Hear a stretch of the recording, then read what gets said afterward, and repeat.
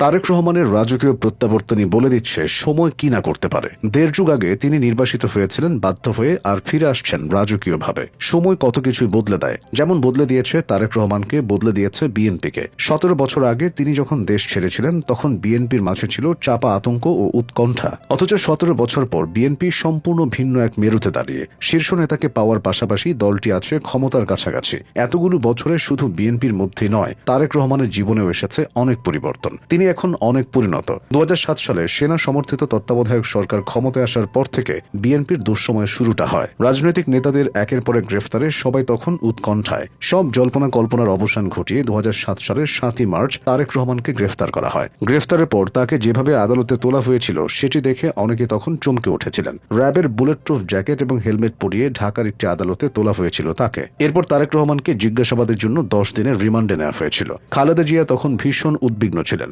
কারাগারে খালেদা জিয়ার সাথে দর কষাকষির এক পর্যায়ে সেনা কর্মকর্তারা ছোট ছেলে আরাফাত রহমানকে মুক্তি দিতে সম্মত হলেও তারেক রহমানের ব্যাপারে ছাড় দিতে রাজি হননি। পরে অবশ্য এক ধরনের অপ্রকাশিত সমঝোতার ভিত্তিতে মুক্তি পেয়েছিলেন তারেক রহমান। মুক্তি পাওয়ার পর তারেক রহমান 2008 সালের 11 সেপ্টেম্বর লন্ডনের উদ্দেশ্যে ঢাকা ছাড়েন পরিবারের সদস্যদেরকে সাথে নিয়ে। তিনি দেশ ছাড়ার পর বিএনপির দুঃসময় আরও বাড়ে। 2008 সালের 29 ডিসেম্বরের নির্বাচনে বিএনপির একরকম ভরাডুবি হয়। সেবার তারা পেয়েছিল মাত্র 30টি আসন। অন্যদিকে আওয়ামী লীগ পেয়েছিল মোট 230টি আসন। 2001 থেকে 2006 সালে বিএনপি সরকারের নানা অনিয়মের কারণে এই অবস্থার সৃষ্টি হয়েছিল বলে ধারণা করা হয়। এদিকে 2008 সালের নির্বাচনে ক্ষমতায় আসার পর আওয়ামী লীগ সরকার তত্ত্বাবধায়ক সরকার পদ্ধতি বাতিল করে দেয়। এটা ছিল বিএনপির কাটা ঘায়ে নুনের ছিটার মতো। শুরু থেকেই বিএনপির নেতাকর্মীরা এর বিরুদ্ধে রাজপথে সরব ছিলেন। দীর্ঘ 15 বছর ধরে তারা এই দাবিতে সরকার পতনের আন্দোলন করেছেন, কিন্তু লাভ হয়নি। এদিকে আওয়ামী লীগ বিএনপির নেতাকর্মীদের বিরুদ্ধে মামলা চালাতে থাকে। ধীরে ধীরে এই পরিমাণটা আরও বাড়ে। অন্যদিকে তারেক রহমানের দেশে আসার সব রকম ব্যবস্থা বন্ধ করে দেওয়া হয়। তার বিরুদ্ধে অনেকগুলো মামলা, সেসব মামলায় বিতর্কিত সব রায় কি হয়নি এই সময়ে।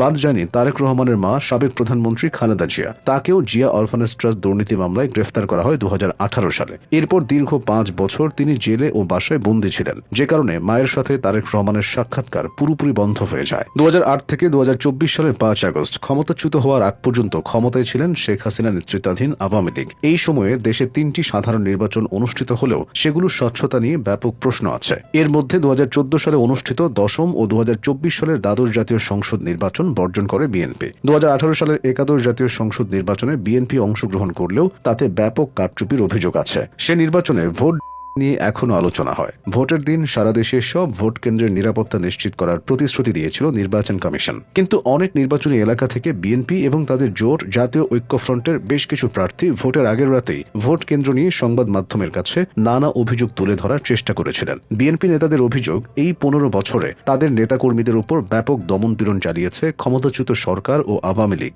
সে দমনপীড়ন থেকে তারেক রহমান ও খালেদা জিয়া সহ শীর্ষস্থানীয় নেতাকর্মীরা যেমন ছিলেন, তেমনি তৃণমূলের নেতাকর্মীরাও ছিল। বিএনপির বহু নেতা ও গুমের শিকার হয়েছেন। মামলা হয়েছে অগণিত নেতাকর্মীর নামে। অনেককেই যেতে হয়েছে কারাগারে। তারেক রহমানকে সেসব বাইরে থেকেই সহ্য করতে হয়েছে। এখন তিনি ফিরছেন, দলের হালচালও বদলে গেছে। সব মিলিয়ে বিএনপিতে বইছে সুবাতাস।